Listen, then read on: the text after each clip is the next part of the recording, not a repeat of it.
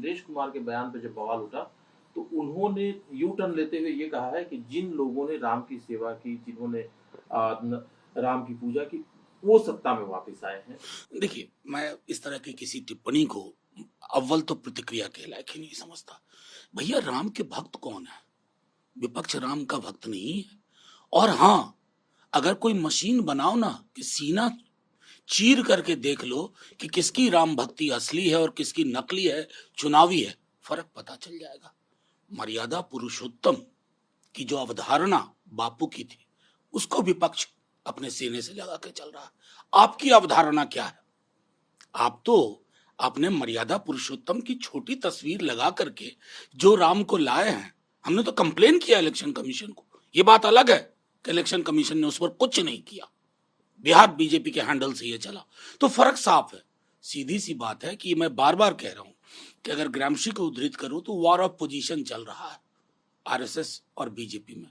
देश को इसमें समय नहीं खपाना। देश को और विपक्ष को यह तय करना है कि बहुत 10 बरस बाद आर्थिक मुद्दे उभर करके सामने आए, उस पर बात करो, उस पर पहलकदमी करो, अग्निवीर जैसी योजना को खत्म करो। ये उद्देश्य है।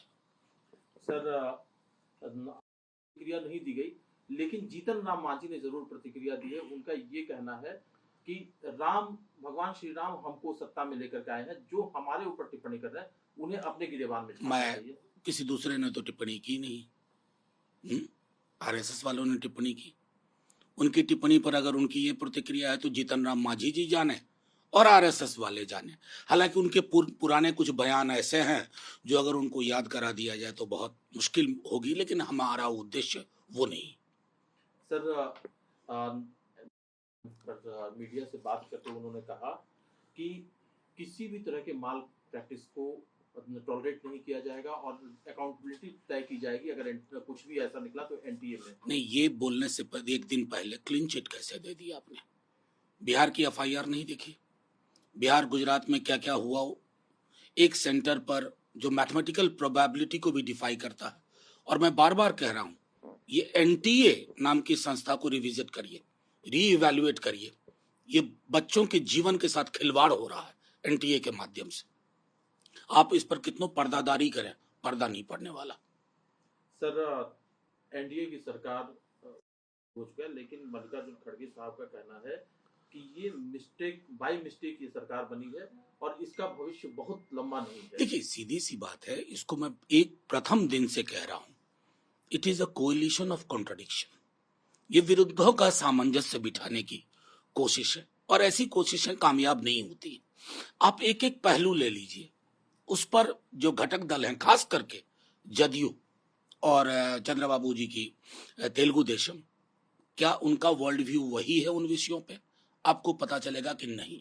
अगर नहीं है तो हम ये देखना चाहेंगे कि जो विपक्ष को जो मैंडेट मिला है या देश ने जो संदेश दिया है, वो रोजगार को लेकर के दिया, आर्थिक सबलीकरण को लेकर के दिया, डॉग विसिल पॉलिटिक्स के लिए नहीं दिया है। भैंस मंगलसूत्र मुजरा के साथ कितना सहज होंगे चंद्रबाबू और कितना सहज होंगे नीतीश जी, ये हम जानते हैं। बस इतना ही कहना।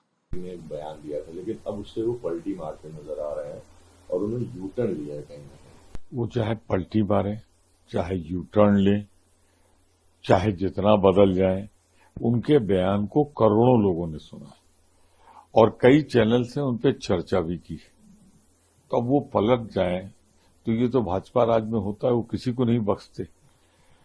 विरोधियों पे ईडी लगा देंगे, सीबीआई लगा देंगे, इनकम टैक्स लगा देंगे, पुराना इतिहास किसी का खोल के रख देंगे। तो अब इंद्रेश जी के साथ क्या हुआ मुझे नहीं मालूम, लेकिन सारे देश ने देखा कि इंद्रेश जी ने जिन्हें अहंकारी बताया था, इंद्रेश जी ने जिन्हें घमंडी बताया था, आज वो पलट रहे अपने बयान से। तो पलट जाए, उससे उनके राष्ट्रीय चरित्र का पता लगता है कि देश के प्रति इतना समर्पित है। लेकिन ये आरएसएस का कैरेक्टर नहीं है।